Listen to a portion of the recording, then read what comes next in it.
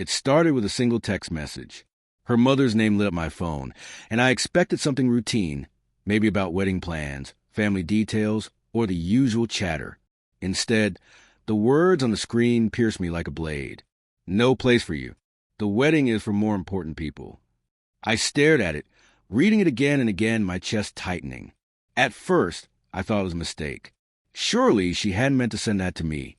Surely there had to be context. But no! There was cold and deliberate. Her mother had never liked me. That much I'd learned over the years.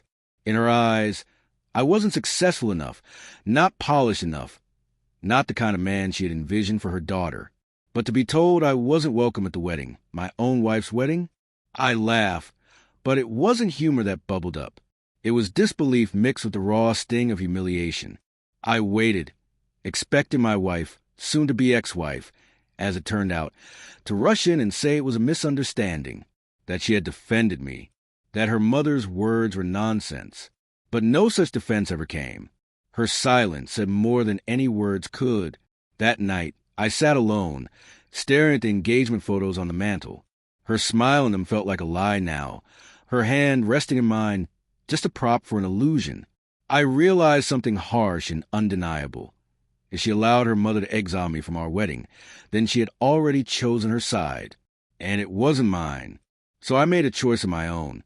Instead of wallowing, I pulled up my laptop and booked myself a luxury Caribbean getaway, a private villa by the ocean, first-class flights, the kind of trip people post about when they want to show the world how untouchable they become.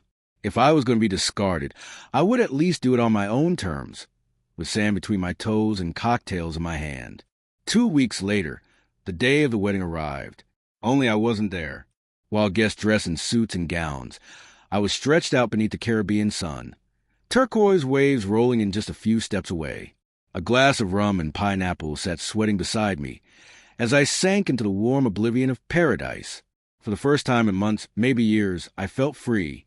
Free from the weight of disapproving in-laws. Free from the tightening leash of a relationship that had started to feel more like a performance than a partnership. Free from pretending to be someone I wasn't. I lifted my drink, the glass catching the golden rays of sunset, and toasted the ocean. To new beginnings, I thought, letting the bitterness of the past dissolve with the sweetness of tropical fruit. Then my phone buzzed. One notification, then another, and another. Within minutes, the device wouldn't stop vibrating. Messages flooded in, friends, family, even people I hadn't spoken to in years. Curiosity turned into dread as I finally opened them. Her wedding had collapsed. The details poured in chaotically through texts and voicemails. The groom, my replacement, hadn't even shown up. Rumors spread that he'd been caught with someone else days before the ceremony. Guests were whispering. Fights had broken out, and her mother, the same woman who had declared me unimportant, was in tears as a carefully constructed facade crumbled into dust. I scrolled through message after message, each one painting a picture more disastrous than the last. Photos began surfacing too, images of guests leaving the venue, of the bride herself sitting alone in her gown, mascara running down her face, abandoned in the very spotlight she thought would crown her happiness. And me? I was thousands of miles away, skin kissed by the sun, watching the waves crash with a steady rhythm that mocked the chaos unraveling back home. My phone exploded with calls now. Some begged me to return, to comfort her. Others told me it was poetic justice. A few even confessed they had always thought she didn't deserve me. The irony was almost too much. The woman who had let her mother exile me from her wedding was now the one left exiled. By her groom, by her own choices, by the cruel timing of fate. I laughed again, but this time it wasn't bitter. It was clear, almost cathartic. Life had written its own revenge, and I didn't have to lift a finger.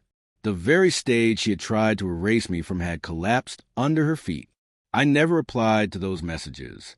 Not that night, not the next. I let the world spin in its frenzy while I remained still, my soul finally quiet. With each wave that lapped against the shore, the anger and pain drained out of me, leaving only a hollow sort of peace. She had chosen a path without me, and now she would walk it alone.